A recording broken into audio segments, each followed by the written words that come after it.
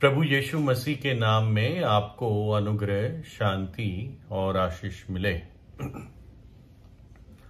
H.A. Ironside करके एक परमेश्वर के दास थे और उन्होंने काफी किताबें भी लिखी है। उनका एक अनुभव एक दूसरे लेखक रे स्टेडमैन लिखते हैं अपनी किताब में। तो H.A. आयरनसाइड किसी रेस्टोरेंट में, जिसको हम आमतौर से होटल कहते हैं, होटल में खाना खाने गए थे और बड़ी भीड़ थी और कुछ ऐसा मालूम होता है कि जहां भी जगह होती थी लोग बैठ जाते थे, वेटर आता था, ऑर्डर लेता था, खाना लेकर आता था। तो काफी भीड़ थी, तो इनके टेबल पे ये अकेले बैठे थे। शायद 2-3 लोगों के बैठने की जगह थी, लेकिन ये अकेले थे क्योंकि अकेले ही आए थे। तो फिर एक महाशय ने उनसे पूछा, क्या मैं भी बैठ सकता हूं बगल की चेयर में, क्योंकि भीड़ ज्यादा है। उन्होंने कहा, हाँ जरूर, क्यों नहीं। और ऐसे होता भी है, कई बार कोई आपके टेबल से चेयर मांग लेता है, कभी कोई कहता है कि हम बैठ जाएं क्या, क्योंकि जगह की कमी होती है, सबको समय बचाना होता है। तो H.A. आयरनसाइड ने उनको बड़े प्यार से बिठाया और फिर अपना खाने की तरफ उन्होंने ध्यान दिया। और खाने से पहले जब उनका खाना आ गया तो उन्होंने जैसे उनकी आदत थी, अपने ऐसे हाथ जोड़कर सिर नीचे करके उन्होंने खाने के लिए परमेश्वर को धन्यवाद दिया। और बाद में उन्होंने आंखें खोली और बस खाना शुरू ही करने वाले थे तो उस महाशय ने उनसे पूछा कि क्या आपका सिर दर्द कर रहा है, क्या आप ऐसे क्यों सिर को पकड़ के बैठ गए थे। तो आयरनसाइड बोले, नहीं नहीं, ऐसा कुछ नहीं है, मुझे कोई सिर दर्द नहीं है। तो फिर उस महाशय ने पूछा, तो क्या कुछ खाने में कुछ गड़बड़ी लग रही है कि आप खाने को इतना ऐसे नीचे करके, मुंह नीचे करके देख रहे थे। बोला, नहीं नहीं, ऐसा भी नहीं है, मैं तो सिर्फ जो खाना मुझे परमेश्वर ने दिया है, मैं उसके लिए परमेश्वर का धन्यवाद कर रहा था। और मैं ऐसे करता हूं, खाने से पहले मैं परमेश्वर को धन्यवाद देता हूं। तो एकदम वो महाशय बोला, अच्छा तुम भी उनमें से एक हो। अरे मैं सिर्फ बताना चाह रहा हूं तुम्हें कि मैं कभी ऐसे खाने के लिए धन्यवाद वगैरह नहीं करता। मैं तो खुद अपने माथे के पसीने से अपनी रोटी कमाता हूं, इसलिए मुझे किसी और को धन्यवाद देने की आवश्यकता नहीं है। मैं तो बस सीधा खाना आता है उस पर टूट पड़ता हूं। तो आयरनसाइड ने बोला, हाँ हाँ जरूर, मेरा कुत्ता भी ऐसे ही करता है, जैसे खाना मैं उसको देता हूं वो एकदम उस पर टूट पड़ता है। और उस व्यक्ति को संदेश मिल गया, लेकिन आयरनसाइड के पास भी हिम्मत थी कि वो एक अजनबी को ये बात कह सके। बाइबल में लिखा है भजन 92:1 में, परमेश्वर का धन्यवाद करना भला है, हे परम प्रधान तेरे नाम का भजन गाना। इस प्रकार से है, परमेश्वर को धन्यवाद देना ये एक भली बात है। आप खुद सोचिए, जब आप किसी के लिए कोई अच्छा काम करते हैं, एहसान करते हैं, एक मील और जाते हैं उस व्यक्ति के लिए, और वो व्यक्ति आपका मानो के हाथ पकड़ के कहता है, भाई साहब थैंक यू वेरी मच, आपने ये किया, बहुत ज्यादा किया मेरे लिए, तो आपको कितना अच्छा लगेगा, है ना। ये एक नॉर्मल ह्यूमन नेचर है और परमेश्वर ने हमें अपनी समानता में बनाया, यानी ये भावना परमेश्वर के अंदर भी है और वो तो योग्य है कि हम उसको धन्यवाद दें। उसके इतने सारे उपकार मुझ पर और आप पर है।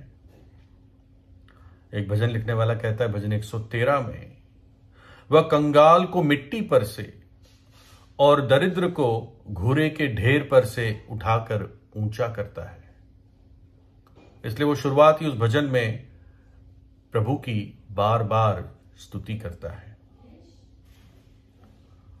प्रेरित पौलुस जो परमेश्वर का दास था, जब करीब आज से लगभग 2000 साल पहले वो कुछ यूनानी लोगों से बात कर रहा था जो बहुत ही बुद्धिमान थे, बड़े फिलोसोफर्स थे, बहुत धार्मिक भी थे। तो वो पौलुस को पूछते थे, यार तू क्या बकबक करता है इस यीशु के बारे में, कुछ हमें भी बता। तो पौलुस ने अपने उस पूरे संदेश में जो बातें कही उसका थोड़ा सा हिस्सा मैं आपको बताता हूं। ये प्रेरितों के काम 17 अध्याय में है। जिस परमेश्वर ने पृथ्वी और उसकी सब वस्तुओं को बनाया, वो स्वर्ग और पृथ्वी का स्वामी होकर हाथ के बनाए हुए भवनों में नहीं रहता, ना किसी वस्तु का प्रयोजन रखकर मनुष्य के हाथों की सेवा लेता है, क्योंकि वह तो आप ही सबको जीवन और सांस और सब कुछ देता है। वो आप ही सबको जीवन और सांस और सब कुछ देता है। उसने एक ही मूल से या एक ही लहू से, यानी एक ही प्रकार का जो तत्व है लहू का, से मनुष्य की सब जातियां सारी पृथ्वी पर रहने के लिए बनाई हैं। हर आदमी, चाहे उसका ब्लड ग्रुप कुछ भी हो, उसका खून लाल ही होता है।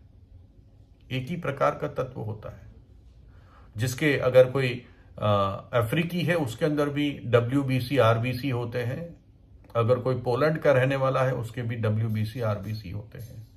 भारतीय का भी, चीनी का भी WBC RBC होते हैं, ब्लड प्लेटलेट्स होते हैं, कई सारी चीजें होती है ना। अब तक तो हमने कोई भी चीज सही पूरी रीति से मनुष्य ने समझी नहीं है, आज भी सीख रहा है, जो परमेश्वर ने अपने सृष्टि में बनाया, विशेषकर मनुष्य को। तो लिखा है, उसने एक ही मूल से मनुष्य की सब जातियां सारी पृथ्वी पर रहने के लिए बनाई हैं, और उनके ठहराए हुए समय और निवास के सिवानों को इसलिए बांधा है। बॉर्डरें भी परमेश्वर ने शुरुआत में बांधी थी कि वे परमेश्वर को ढूंढे, कदाचित उसे टटोल कर पा जाए, तो भी वो हम में से किसी से दूर नहीं, क्योंकि हम उसी में जीवित रहते और चलते फिरते और स्थिर रहते हैं। जैसे तुम्हारे कितने कवियों ने भी कहा है कि हम तो उसके वंश हैं।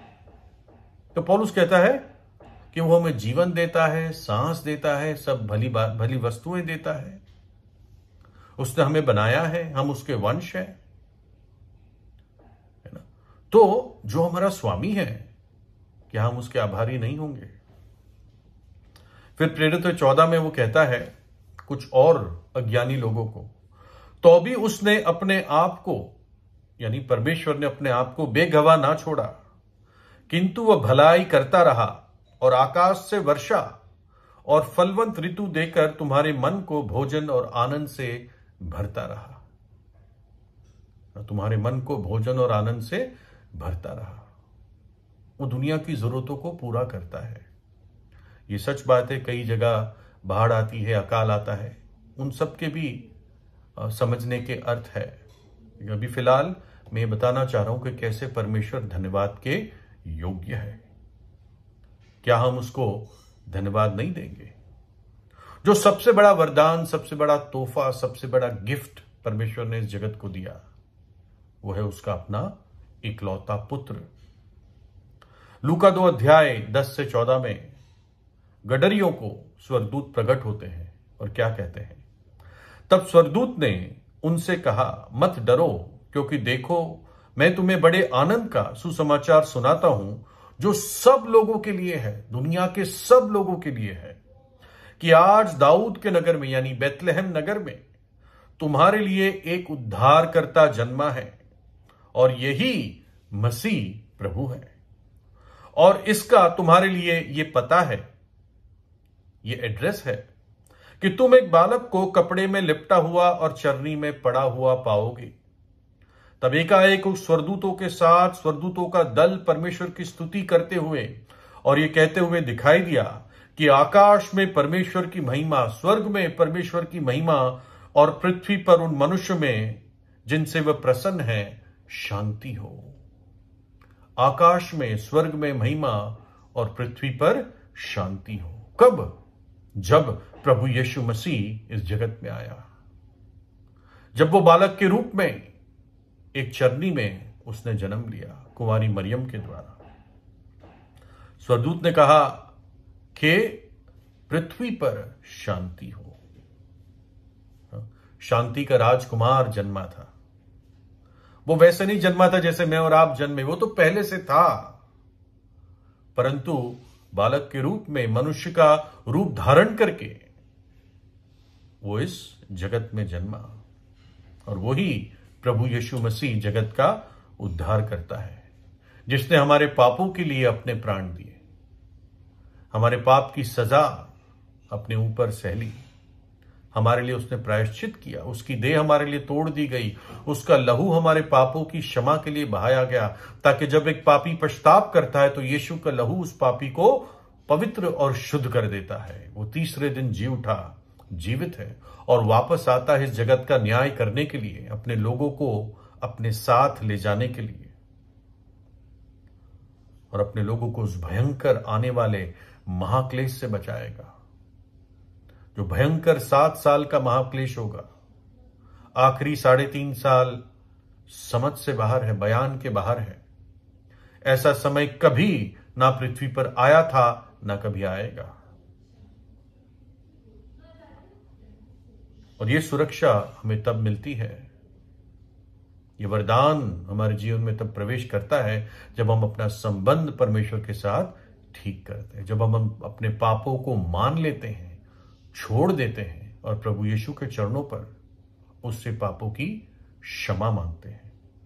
वो प्रभु यीशु जिसने हमसे प्रेम किया, हमारे खातिर अपने आप को दे दिया, जो कहता है मेरे पास आओ, और जिन्होंने उसको चखा है वो हमेशा उसके आभारी रहे।